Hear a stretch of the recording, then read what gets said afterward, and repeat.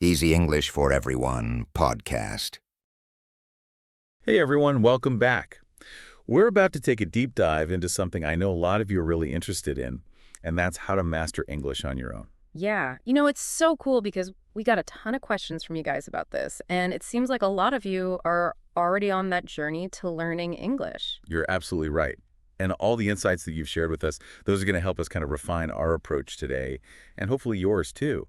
So get ready for some really effective and expert-backed tips. This is going to be good. It is, and what I find super fascinating about all the research and stuff that we've been going through for this is just how much emphasis there is on self-directed learning. Like, you really can do it yourself. That's so empowering, right? Yeah. To realize that you've got everything you need already to become fluent, even if you don't take a formal class or anything. Absolutely. It's all about tapping into those resources and strategies and finding what works for you. Exactly. So first things first, let's talk about you. Why are you learning English? What's your main motivation? Yeah, think about it. What doors will speaking English open for you? Really visualize those goals. Hmm. Are you picturing yourself super confident in a business meeting?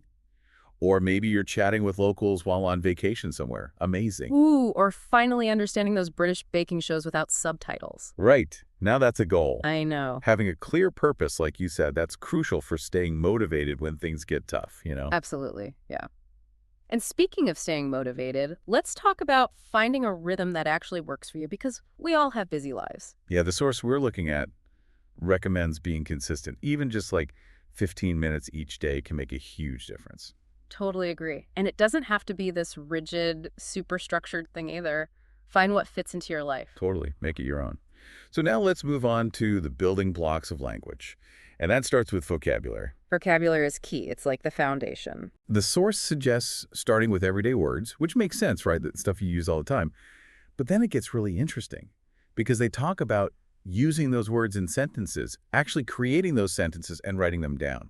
I love that. And to make it even stickier, try visualizing those sentences in action. Like, imagine yourself at your favorite coffee shop. Okay, I like where this is going. And you're using that new word to order your drink. What's the barista saying back to you? How do you react? Oh my gosh, I love that. That is brilliant. So you're not just learning the word, but actually using it in a real situation. Exactly. It really brings it to life and helps you remember it. I'm definitely trying that. Okay, now let's tackle something that I know can be a bit intimidating for some learners. Grammar. Ooh, grammar. I know it can seem scary, but it's really not that bad. Yeah, the source makes a great point that mastering those basic rules is it opens up a whole world of possibilities. Think of grammar as like the scaffolding for your language skills. It provides structure and clarity. It helps you express yourself accurately. It's like the backbone, right? Holding everything together. Exactly. And once you have that strong foundation, you can build so much on top of it. So true.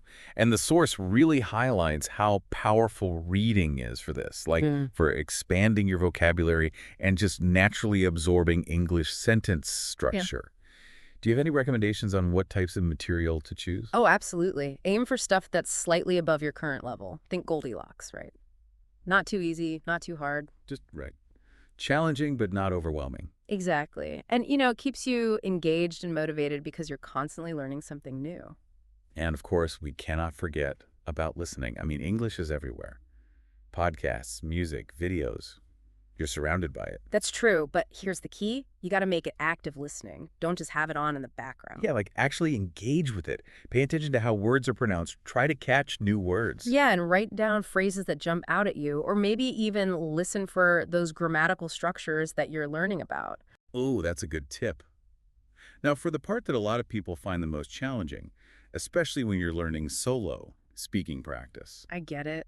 It can be a bit daunting, especially when you don't have someone to practice with regularly. Yeah, but the source reassures us that there are ways to build your confidence even when you're practicing alone. Like, start by talking to yourself. Seriously, it helps. Describe your day, narrate what you're doing, practice those new vocabulary words out loud. I'll be honest, the thought of talking to myself out loud, it feels a bit strange. Any tips for getting over that self-consciousness? It's totally understandable to feel that way. Remember, everyone's learning journey is different. Maybe just start by reading out loud from a book or an article. Oh, that's a good idea. Mm. You're still practicing your pronunciation and fluency, but without the pressure of coming up with the words yourself. Right. It's a great stepping stone. And, the source also mentions finding a language partner. Have you ever thought about that? I have, but I gotta admit, the whole process of finding someone and then, starting a conversation, it's a bit intimidating. Yeah, I get it. But, there are a ton of online platforms that can help connect you with language partners. Oh, really? Yeah, and many of them offer structured activities or even conversation prompts so you don't have to worry about coming up with topics. That takes some of the pressure off, for sure. Exactly. And remember, most language partners are in the same boat as you. They're probably just as nervous. That makes me feel better, actually. Now, what about writing? The source mentions that even simple things like journaling can help solidify your vocabulary and grammar. Totally agree. Writing gives you that chance to slow down, to think carefully about how you're structuring sentences, and to play around with those new words. It's low-pressure practice. And speaking of pressure, before we wrap things up, let's touch on the learning journey as a whole. There are going to be bumps in the road. You're going to make mistakes. I mean, Yeah. I know I have plenty of them. Oh, absolutely. But it's so important to remember that mistakes are not failures. They're actually opportunities to learn and grow. It's true, but easier said than done sometimes. It is, but the key is to embrace those mistakes, analyze them, figure out why you made them, and use them to improve. So have you run into any specific challenges or setbacks in your own English learning journey? I definitely have those moments where I'm just frustrated because I feel like I'm not progressing as fast as I want to. Sometimes I get discouraged and wonder if I'll ever really be fluent. That's totally normal. Language learning is a marathon, not a sprint. Remember, every little step forward is a win. Celebrate those wins, no matter how small they seem. Maybe you mastered a new grammar rule, or learned some cool new words, or you actually held a conversation with a language partner. Those are all things to be proud of. That's such a good reminder because it's so easy to get caught up in the end goal and forget to appreciate all the progress you're making along the way. Exactly. So, as you continue on this journey, think back to those goals we talked about at the beginning. What is it about English or English-speaking culture that you're most excited to experience once you're more fluent? Oh, that's a good question to think about. I'm really excited to dive into English literature, to watch movies without subtitles, and maybe even travel to an English-speaking country and confidently talk to the people there. Those are awesome goals. Hold on to them and let them fuel your motivation as you keep learning.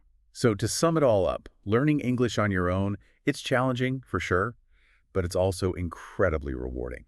Remember to set those clear goals, create a routine that fits your life, and embrace those bumps along the way. Most importantly, celebrate every single victory, no matter how small it might seem. And don't be afraid to experiment and find what works best for you. There's no one-size-fits-all approach to language learning. Absolutely. And remember, we're all in this together. Thanks for joining us for this deep dive, everyone. Until next time. Happy learning!